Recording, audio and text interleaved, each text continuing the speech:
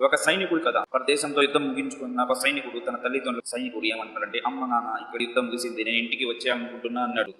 అప్పుడు వాళ్ళ నాన్న చాలా సంతోషం, నీ రక్ష కోసం మేము ఎదురు చూస్తుంటాము, నువ్వు ఎప్పుడు బయలుదేరుతున్నావు అని వాళ్ళ నాన్నగారు అన్నారు. అప్పుడు సైనికుడు, నాన్న నేను ఇంకో 2 రోజుల్లో బయలుదేరుతాను అని ఇంకో మాట నాన్న, నాతో పాటు నేను నా స్నేహితుడిని కూడా మా ఇంటికి తీసుకురావాలని అనుకుంటున్నాను అని తల్లిదండ్రులు ఎవరు లేరు అతనికి అని చెప్తాడు. అప్పుడు వాళ్ళ నాన్న, దానికి అంత సందేహం ఎందుకు, తప్పకుండా తీసుకురా అంటాడు.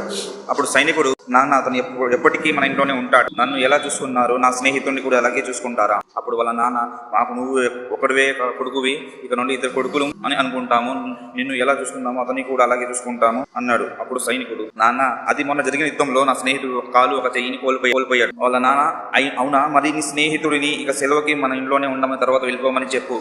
అప్పుడు సైనికుడు, తనకి ఎవరు లేరు కదా నాన్న, ఎక్కడికి వెళ్తాడు? అప్పుడు వాళ్ళ నాన్నగారు, మన అందరం ఎవరి జీవితం వాళ్ళు గడపడంలో చాలా బిజీగా ఉన్నాము, అందరిలా ఉండి అన్ని బాగుంటే సరే, కానీ జీవితాన్ని ఆధారపడే అతన్ని ఎన్నాలని చూసుకోగలము అని వాళ్ళ నాన్న చెప్తారు. అప్పుడు సైనికుడు, ఇప్పుడు ఏమంటారు నాన్న, అతన్ని జీవితాంతం ఎండవడం మీకు ఇష్టం లేదా? అప్పుడు వాళ్ళ నాన్న, అది కాదు బాబు, ఒకరిని జీవితాంతం భరించడం చాలా కష్టం, నువ్వు అతని సంగతి వదిలే, అతన్ని ఎలాగలో బతుకుతాడు, నువ్వు అయితే ఇంటికి వచ్చేయి, నీకోసం అమ్మ మరియు నేను చాలా రోజుల నుండి ఎదురు చూస్తున్నాం అన్నాడు. అప్పుడు సైనికుడు ఆ మాట విని ఏం మాట్లాడకుండా ఫోన్ పెట్టేశాడు. ఈ సంభాషణ ముగిసిన 2 రోజుల తర్వాత తల్లిదండ్రుల కొడుకు రాక కోసం ఎదురు చూస్తున్నారు. అందులో ఆర్మీ ఆఫీసర్ ఫోన్ చేశాడు, మీ కొడుకు బిల్డింగ్ పై నుంచి దూకి ఆత్మహత్య చేసుకున్నారని చెప్పాడు. ఆ మాట విన్న తల్లిదండ్రులు ఒక్కసారిగా కుప్పకూలిపోయారు. మొన్న జరిగిన యుద్ధంలో తన కాలు ఒక చెయ్యి కోల్పోవడం వల్ల ఆర్మీ ఆఫీసర్లు తన ఇంటికి వెళ్లి ఆనందంగా గడపమని కోరారు. తన ఇంట్లో వాళ్ళకి ఇబ్బంది పెట్టాల్సి వస్తుందని తను ఆత్మహత్య చేసుకున్నాడు. ఇలాంటి ఆఫీసర్లకు జై హింద్, జోహార్.